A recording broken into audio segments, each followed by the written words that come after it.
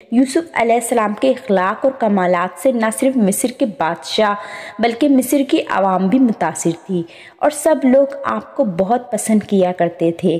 1 سال بعد بادشاہ نے یوسف علیہ السلام کو اپنے دربار میں بلایا اور آپ کو عزیز مصر کے عہدے پر فائز کرتے ہوئے آپ کی تاج پوشی کی، نیز ملک کے تمام خزانے اور انتظامات آپ کو عطا کر دیے۔ ان دنوں حضرت یوسف علیہ السلام کی فیاضی اور رحم دلی کی شہرت بھی دور دور تک پھیل چکی تھی، لہٰذا دوسرے علاقوں سے جوگ در جوگ لوگ مصر آتے اور اناج خرید کر اپنے علاقوں میں واپس چلے جاتے تھے، کیونکہ اس وقت مصر ہی ایک ایسی سلطنت تھی جہاں اناج کی کوئی کمی نہیں تھی۔ ان دنوں حضرت یعقوب علیہ السلام اپنے 11 بیٹوں اور پورے خاندان سمیت کنعان میں موجود تھے، اور یہ لوگ بھی غلے کی کمی کی وجہ سے بہت پریشان تھے، لہٰذا حضرت یعقوب علیہ السلام نے اپنے بیٹوں سے کہا کہ تم بھی مصر جا کر اس رحم دل بادشاہ سے غلہ لے کر آؤ۔ لہٰذا حضرت یعقوب کے 10 بیٹے مصر جانے کے لیے روانہ ہوئے، لیکن بنیامین جو حضرت یوسف علیہ السلام کے سگے بھائی تھے اور تمام بھائیوں میں سب سے چھوٹے تھے، انہیں حضرت یعقوب نے مصر جانے سے منع کیا اور اپنے 10 بیٹوں کو مصر کی طرف روانہ کر دیا۔ یہ اللہ کی قدرت اور تقدیر کا فیصلہ ہی تھا کہ جن بھائیوں نے کبھی حضرت یوسف علیہ السلام کو بیچ دیا تھا، آج وہی یوسف علیہ السلام سے اناج مانگنے مصر جا رہے تھے۔ جب یہ 10 بھائی مصر پہنچے تو شاہی دربار میں غلہ لینے پہنچ گئے، جہاں حضرت یوسف علیہ السلام شان و شوکت کے ساتھ جلوہ افروز تھے۔ آپ کے بھائیوں نے آپ کو نہ پہچانا، لیکن حضرت یوسف علیہ السلام نے اپنے بھائیوں کو پہچان لیا۔ حضرت یوسف علیہ السلام 7 برس کی عمر میں ان سے جدا ہوئے تھے اور اب 40 سال کے ہو چکے تھے۔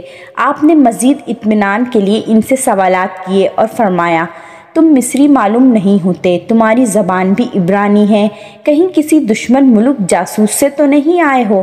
ان سوالات کا مقصد یہ تھا کہ وہ اپنے حالات کے بارے میں سب کچھ بتا دیں۔ بھائیوں میں سے ایک نے بتایا، وہ نبی زادے ہیں اور حضرت یعقوب علیہ السلام کی اولاد ہیں۔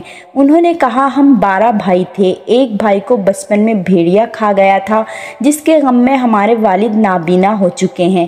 ایک چھوٹا بھائی بھی ہے جسے والد کی دیکھ بھال کے لیے ہم کنعان چھوڑ آئے ہیں۔ حضرت یوسف علیہ السلام نے انہیں شاہی مہمان خانے میں بٹھایا اور انہیں ڈھیر سارا اناج دے کر رخصت کیا اور جاتے ہوئے فرمایا کہ آئندہ اپنے چھوٹے بھائی کو بھی ساتھ لانا، اگر تم اسے لے کر نہیں آئے تو دوبارہ غلہ نہیں ملے گا اور نہ خاطر مدارت ہوگی۔ بھائی خوشی خوشی اناج لے کر کنعان واپس چلے گئے۔ جب وہ کنعان پہنچے تو حضرت یعقوب علیہ السلام کو عزیز مصر کے حسن سلوک، فیاضی اور رحم دلی کے واقعات سنانے لگے۔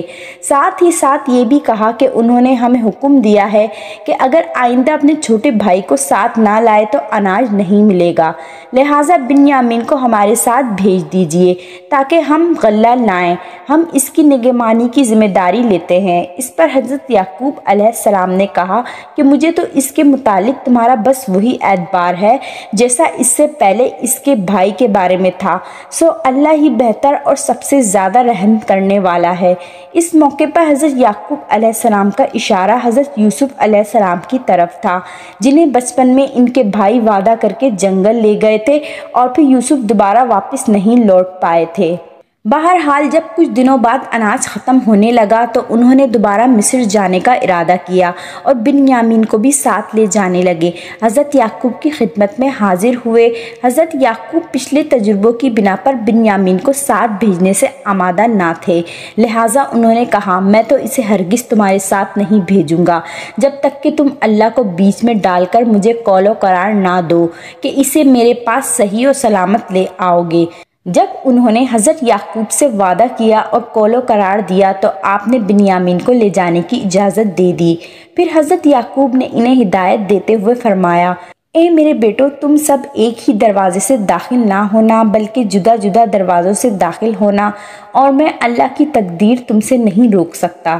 بے شک حکم اسی کا ہے، میں اسی پر بھروسہ رکھتا ہوں اور اہل توکل کو اسی پر بھروسہ رکھنا چاہیے۔ دراصل یہ 11 بھائی تندرست و توانا اور جوان تھے، لہٰذا اگر وہ مصر میں ایک ہی دروازے سے داخل ہوتے تو انہیں نظر لگ جانے کا خطرہ تھا، اسی لیے حضرت یعقوب نے انہیں الگ الگ دروازوں سے داخل ہونے کا حکم دیا تھا۔ चुनाचा ये सब भाई बिन्यामीन को साथ लेकर अजीज़ मिस्र के दरबार में पहुंच गए। जब यूसुफ अलैहिस्सलाम ने अपने सगे भाई बिन्यामीन को देखा तो उन्हें फ़ौरन पहचान लिया। हज़रत यूसुफ ने अपने दो भाइयों को एक एक कमरे में ठहराया। इस तरह बिन्यामीन तन्हा रह गए तो उन्हें अलग कमरे में ठहराया और फिर तन्हाई में हज़रत यूसुफ अलैहिस्सलाम ने इनसे मुलाकात की और इन्हें हकीकत बताया कि आप यूसुफ हैं। हज़रत यूसुफ ने बिन्यामीन समेत सब भाइयों का अनाज इनके ऊँटों पर लगवा दिया और वो खुशी खुशी किनआन की तरफ रवाना हो गए। कुरान पाक के मुताबिक फिर जब इन्हें इनका सामान ठीक ठाक करके दिया तो अपने भाई के सामान में पानी का प्याला रख दिया। फिर एक और आवाज़ देने वाले ने पुकार कर कहा, ए काफ़िले वालों, तुम लोग तो चोर हो। वो इनकी तरफ मुतवज्जा होकर कहने लगे, तुम्हारी क्या चीज़ चोरी हुई है? वो बोला, बादशाह का प्याला खोया है। वो कहने लगे, अल्लाह की कसम, तुमको मालूम है हम इस मुल्क में इसलिए नहीं आए कि खराबी करें और ना हम चोर हैं।